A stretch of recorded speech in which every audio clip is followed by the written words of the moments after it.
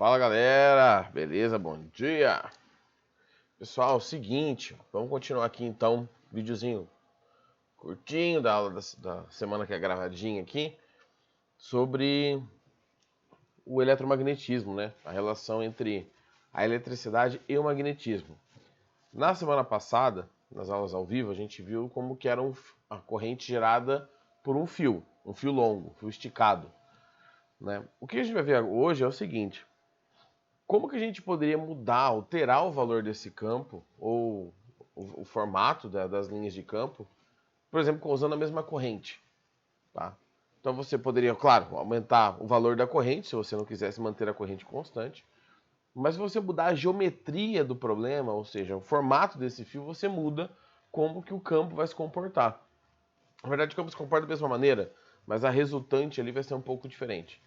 Então hoje a gente vai falar das espiras. Tá, e o que são espiras? São fios enrolados. Tá? Um fio enrolado. A espira pode ter qualquer formato, pode ser um formato retangular, mas normalmente a gente vai trabalhar com um formato circular. Então eu vou fazer o seguinte, ó. Vou colocar aqui o que seria uma espira, tá? Na hora da gente representar isso no desenho, a gente normalmente faz assim, ó. A gente tira essa parte de baixo e dá uma puxadinha para cá. Por quê? Para conseguir diferenciar por onde que a corrente entra, e por onde a corrente sai. Na verdade, esse fio acaba fechando ali, né? Ele não fecha encostando no outro, ele sai próximo. Tá? Sai bem, para formar bem a circunferência, esses fios saem juntos e depois eles descem para algum lugar. Tá? Então, por exemplo, eu falo que a corrente elétrica entra aqui nessa espira, por aqui, ela dá a volta e sai por esse lado. Tá? Vamos usar aquela regrinha da mão direita para ver o que acontece com o campo? Só que eu vou fazer o seguinte, eu vou pegar pedacinhos da espira.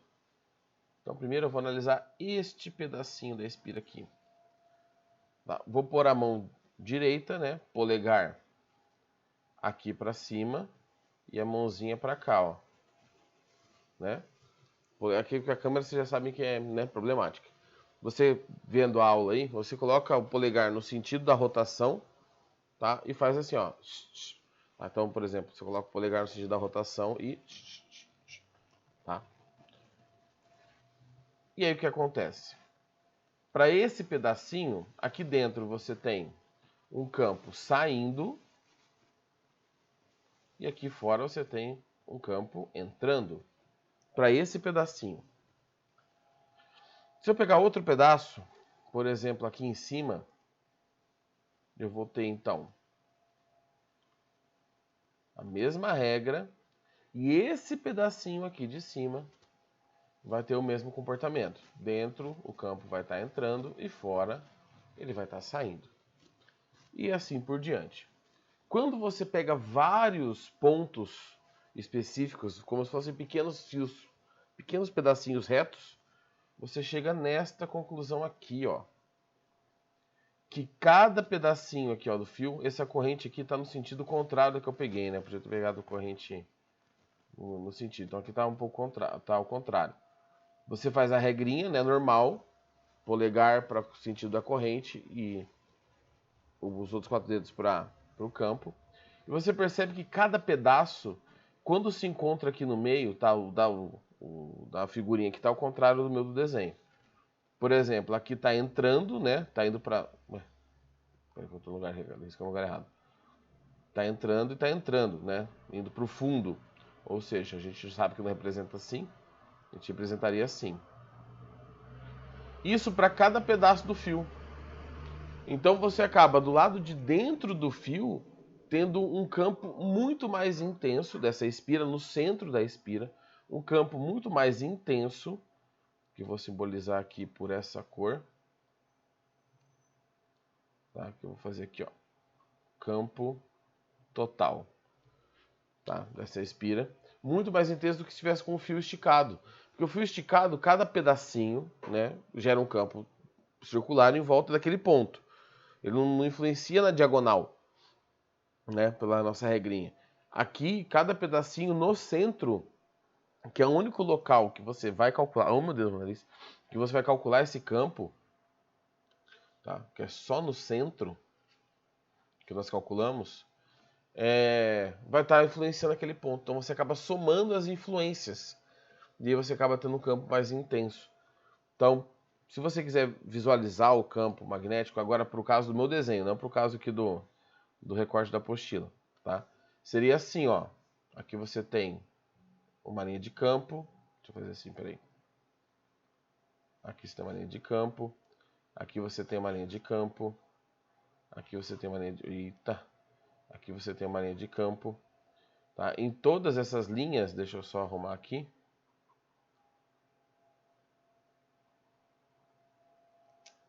Aqui. E aqui. Em todas essas linhas, do lado de dentro o campo está saindo e depois ele está entrando aqui, né? Ele está dando a volta.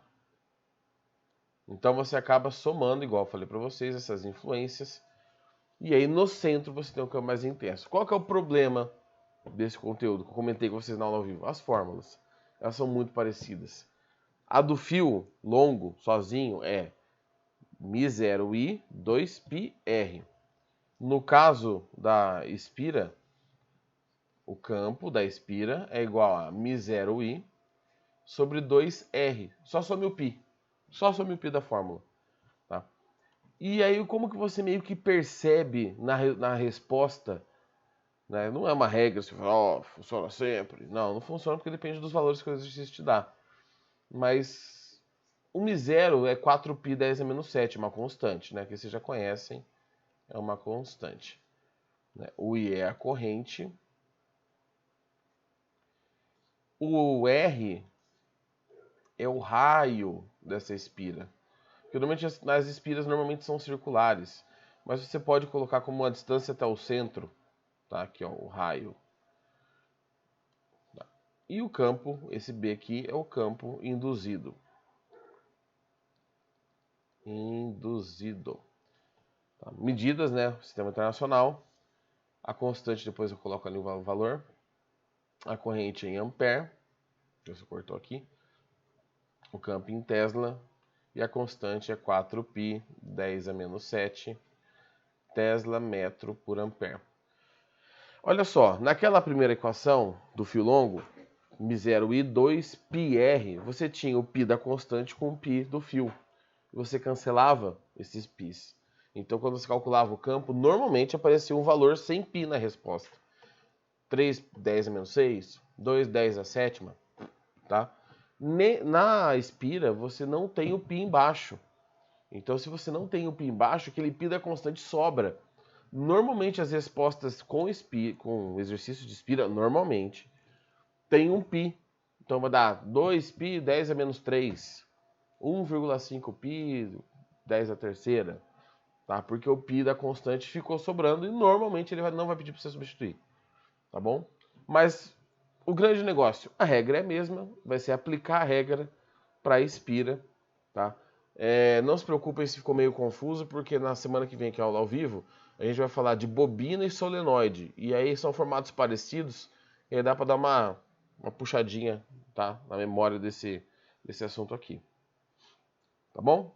Vou fazer uns exercícios da apostila 2 aqui, só para dar uma esquentadinha. Deixa eu só fechar aqui, ficou uma riscaiada toda. Aê! O exercício 7, eu acho que eu fechei aqui qual que é a página. O 7. Uma espira circular de raio 10 centímetros é percorrida por uma corrente de 3 amperes. Calcule a intensidade do vetor campo indução magnética no centro da espira, que se encontra no vácuo. Então, o μ é o μ0, 4π 10 a menos 7. Tesla metro por ampere. Ó, eu já falei isso na aula, mas não custa repetir. Quando as constantes têm um zero embaixo, μ0, ε0, a gente está falando do vácuo. Tá? Quando são constantes. Quando você é, por exemplo, S0 é a posição inicial. É do tempo igual a zero, mas normalmente quando tem esse zerinho inconstante é porque a gente fala do vácuo. Bom, ele só pediu para calcular o valor do campo. Ele não falou nem qual que é o sentido da corrente também, então não dá para fazer mais nada. Vamos lá. O campo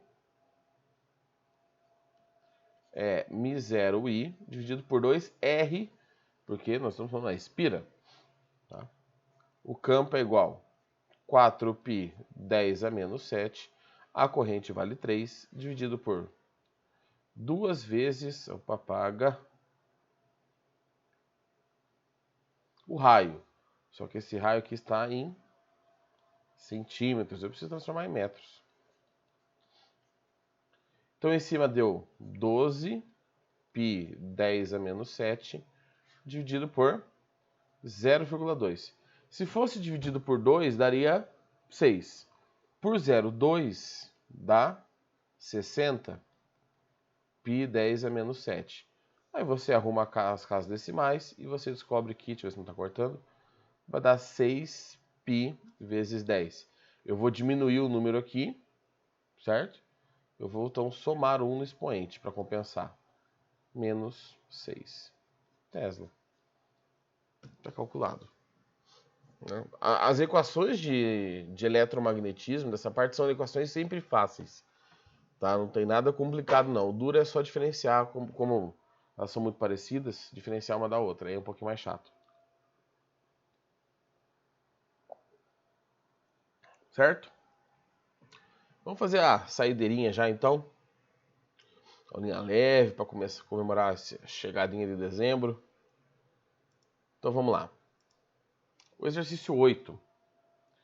Duas espiras circulares imersas no vácuo, a constante é 4π10 menos 7, concêntricas e coplanares de raios 10 centímetros.